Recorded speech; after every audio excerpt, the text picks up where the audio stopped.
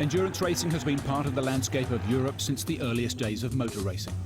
The jewel in the crown and the ultimate prize of endurance racing is the Le Mans 24-hour race. One of the most historic and prestigious car races in the world, Le Mans has become an institution. A true test of speed and endurance, it's arguably the toughest race in the world, pushing cars, teams and drivers to their very limits. This year, the spirit of Le Mans has been extended to the Le Mans Endurance Series. Once again, 1,000-kilometre races will be held at the classic European circuits. From the home of British motorsport in Silverstone to Spa and the Nürburgring. From the glamour of Monza to the sheer exhaustion of Le Mans. This is the story of one team as they strive to be crowned sports car champions of Europe. But Le Mans is never won until the clock reaches 4 o'clock on Sunday afternoon. From first hour to 23rd, anything can happen, as Audi UK found out last year. Less than 2 hours into the race, Frank Bieler missed the pit lane entrance. Frank, switch to rain, lap 3. With only 2 litres of fuel left in the car, he was unable to complete the lap. Slow down. I will not make it, I have some cutoff. Frank, I'm running out of fuel. Frank, it's over.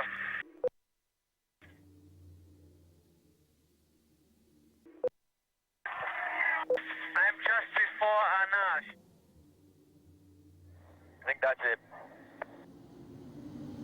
I mean, this was the worst day of my career, there's no doubt. And because I don't know, I was on this last lap, then I realized it was a mistake. And then slowly you realize there's no way to make it to the pits.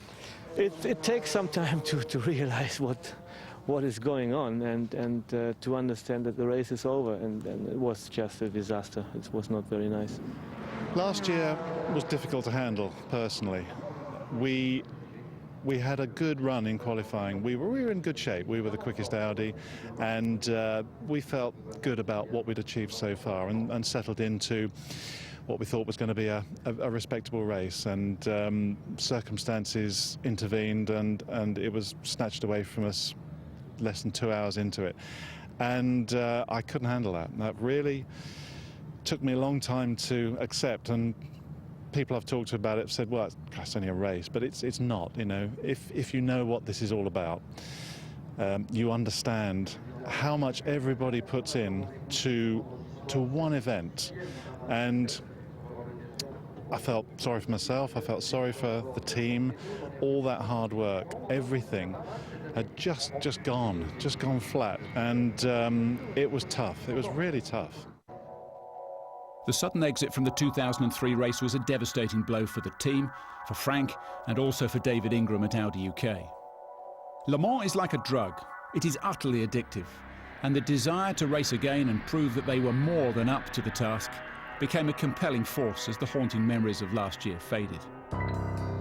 In January 2004, Audi Sport UK Team Veloqx was born, a team that has the potential to achieve the elusive dream of winning Le Mans. It's early February, and the new race team has gathered at Road Atlanta in Georgia to begin the journey to win the Le Mans Endurance Series. The UK team have a strong driver lineup, a potent mix of proven experience and talented youth. Johnny Herbert, Alan McNish and Frank Bieler are the experienced older hands of the team. All have won Le Mans, and all are proven winners in the R8. Supporting them are the younger trio of Guy Smith, Jamie Davies and Pierre Caffard. Guy tasted victory at Le Mans last year with Bentley. Jamie won in the GTS class. But for Pierre, everything is new. Endurance racing is a team sport, and the drivers are nothing without the support of the team to get the car on the track. Here the team have the time to really test the car and get to know one another. It's a new team. Some of the drivers haven't driven the Audi before. Some of the guys haven't worked on the Audi before. The team was only put together a couple of months ago, so this is really the first real test. The drivers need to get used to the car. The drivers need to get used to the team. The team need to get used to the car and the drivers, etc., etc. I have no experience with this car whatsoever. So these 3 days of testing at Road Atlanta are very, very important to me. I need to come away from this test knowing what makes the car tick and where to go with the setup of the car. Every single minute of every day is important. The learning curve for me, especially, is huge. Once past the pits and then in, and he'll stop here. Okay. Increase the volume a little bit. I think while driving it's hard to understand. We make changes to within 0.5 millimetre on aerodynamics and on suspension. And, it's like 20 thousandths of an inch. They do make quite a change on the track when you consider at 200 miles an hour. If you lower the car 0.5 millimetre, you're going to gain that much more downforce. The team have to work hard. They need to know the car and how to set it up so that it runs well for all 3 drivers. Teamwork is everything, and the chemistry in a team is everything. If you don't have the chemistry, it can take a downward slide quite quickly. For Pierre, it's a completely different world. The car is much faster than anything he's driven before, but he's not afraid to find its limits straight away. A lot more respect now. So you see it on my lap times. I need 3-4 laps to get in my turn. Yeah. As soon as you reduce that respect, it will bite. She's like a woman. As soon as you don't respect it. Yeah. Yes, of course. Jamie won in the GTS class last year and has tested with the McLaren F1 team. But there's still a lot to learn about the R8. Although his was one of the first names on the team sheet, it's taken until now for him to actually be able to touch the pedals.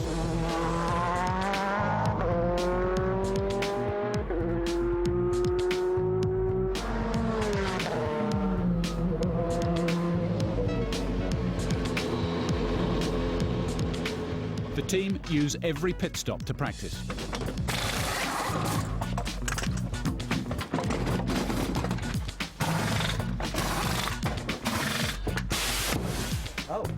I was more excited actually just to get in the car and just try it really, because I mean there's been so much build-up and there's been such a lot of stuff actually happening, but not actually being able to drive the car, getting that in anger. This year they are up against 2 other Audi teams, running identical cars with equally experienced drivers.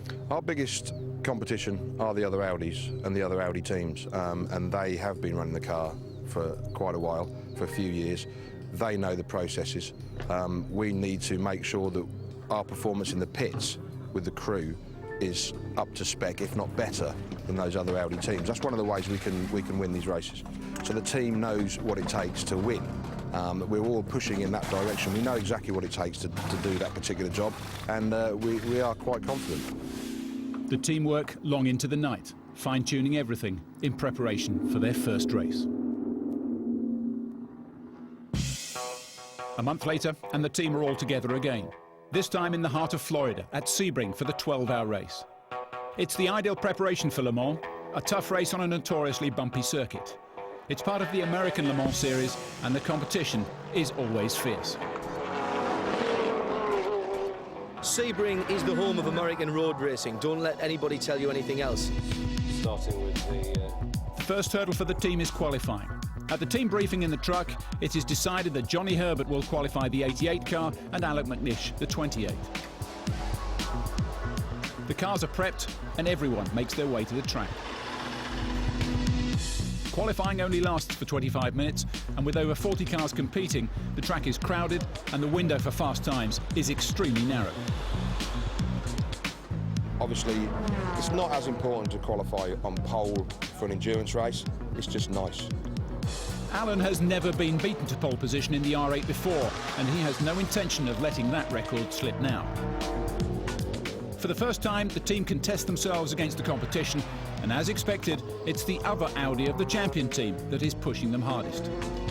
Sebring is the start of their championship season, and they desperately want to win on home turf. Slow lap, less traffic. The battle at the top is tight, with Alan exchanging P1 and 2 with JJ later. It has just gone back out. It's all very close.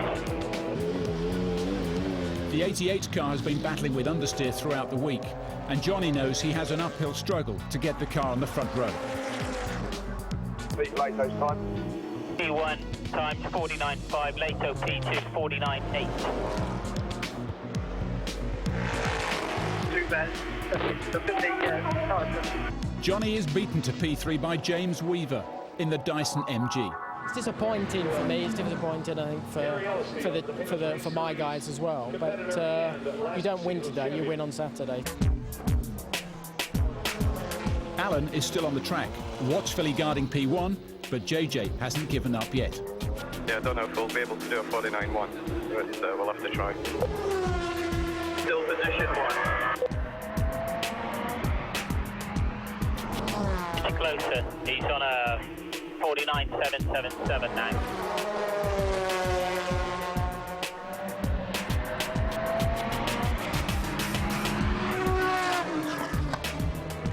The session ends in disappointment as JJ snatches P1 in the closing moments. We got very close. I think it was under a tenth of a second, but you know, that's the way life is. Sometimes you hit it, sometimes you don't. One easy lap, I didn't really push at all. It was the others were pushing much harder, so qualifying doesn't mean anything here. If you start in top 10, that's fine. The team are still working on the cars. As the sun sets, they are preparing for night practice.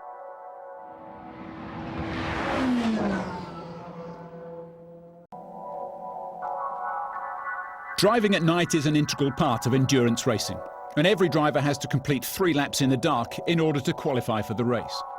The 28 car have a problem because Frank Bieler has only just arrived in Sebring. Frank has been racing in the DTM series, and a delayed flight means he only arrives an hour before night practice is due to start. It's the first time he's been in the car since Atlanta, and he is uncomfortable with the driving position. Graham, baby. Yeah. The left side is a little longer. Is it? Yeah, unfortunately we have to shorten this.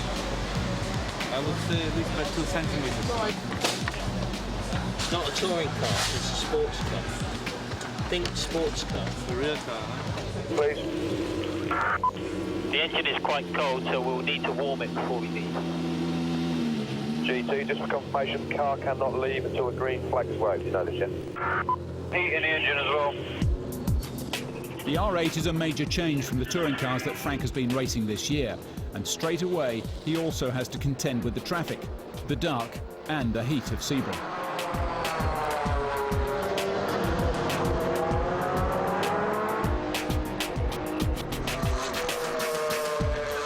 But there's no need to worry. Within minutes, Frank is on the pace, churning out lap times that confirm he has lost none of his edge.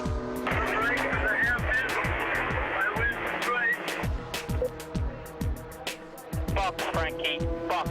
Full service. Can confirm, please. For Pierre, it's his first time to drive in the dark, and he simply can't wait.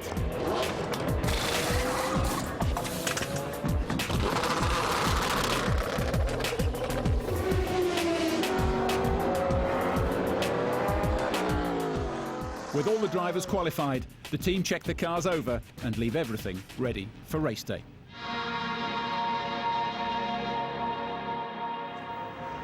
Good morning wherever you are around the world, and welcome to Sebring for the 52nd annual Mobil 1 12 Hours of Sebring. We're in the zone, the last 45 minutes before the green flag that will herald the first race of 2004's American Le Mans Series. This whole race is basically alongside what they call spring break. There's a lot of things going on the inside, which I've never been yet, because I hear if you go in there, you never come out again. Hey, smuggle this one into town.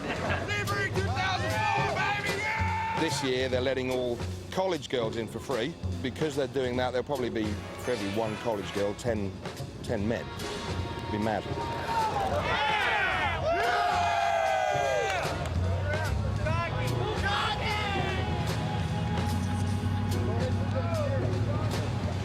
Sebring attracts race fans in all shapes and sizes. But while the zoo lives up to its reputation, the serious work is about to start on the track.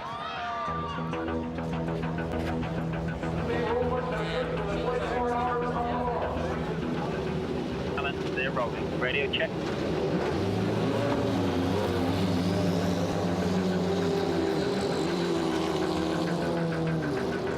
This is the 52nd running of the Mobil 1, 12 hours of Sebring, and Lato pounces to the front immediately. James Weaver in the 16 Dyson Lola, and he splits the two Audi UK cars.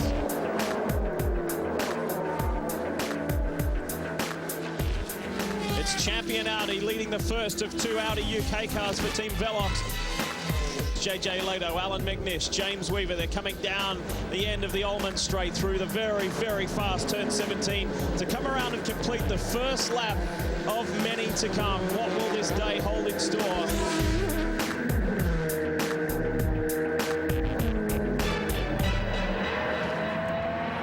The race starts perfectly for the team.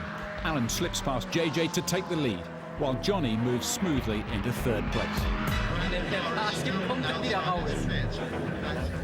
How are the tyres, Johnny? Tyres okay?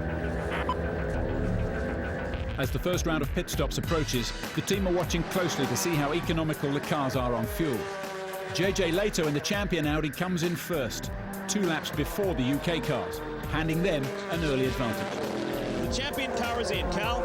This seems early to me, Lee. We expect these Audis to run an hour under normal circumstances, but well shy of that at this point. Huge gaggle of traffic up ahead, Alan. Huge gaggle of traffic. Just a warning. Driver change, driver change. Full service. This is huge early to me. Michael, can you put in on the board, please? Johnny, just confirm. Driver change, okay? Driver change. Pit this lap. This is what the team have been practicing for. It's their first race and the nerves are jangling. It's critical everything runs according to plan. Quick start, the quick start. Set it, set it.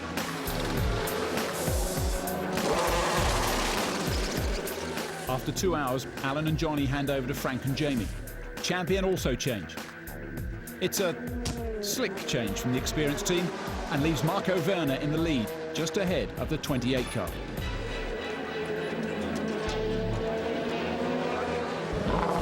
Go, go, go, go, go.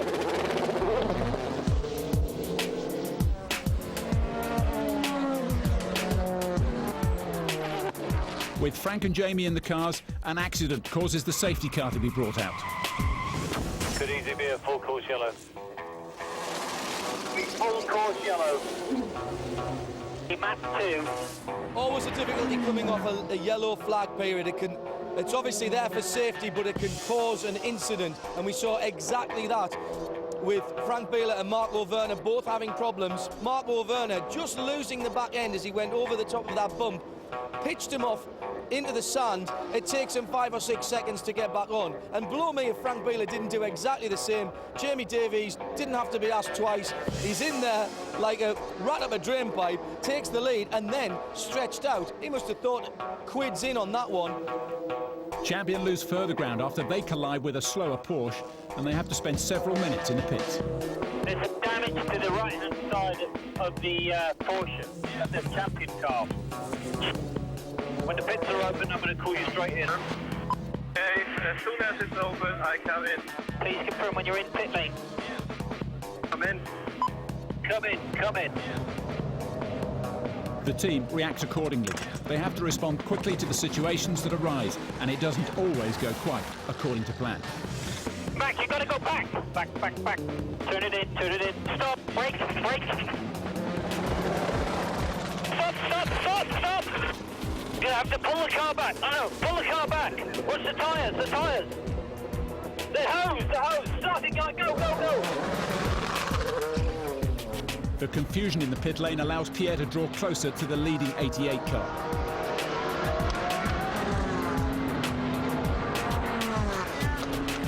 As Guy settles into his driving rhythm, Pierre makes his move, overtaking his sister car and snatching the lead in his first race in the R8s.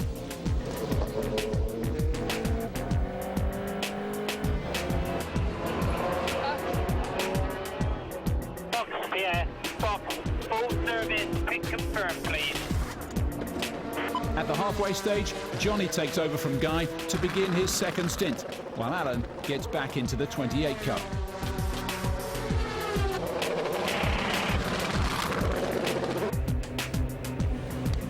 A few laps further on and the team's equilibrium is shattered as smoke begins to pour from the back of the car. Pressure, just keep on it at the moment. The tire pressure went away. Like it's breathing heavy. You've got to tell me, it's a lot.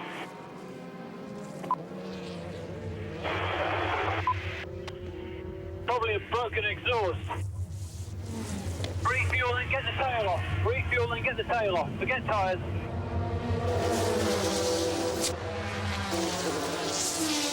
Lot of oil. Lot of oil. Awning. Put the tail on. Go back to the awning. The awning. We'll go back to the awning. Get it ready. The car's coming back. Get the gate open. Get the security guys ready. Guys, I'm running back now. The team rushed the car back to the awning to try and find the cause of the problem. In previous years, they would have been able to change the entire back end of the car.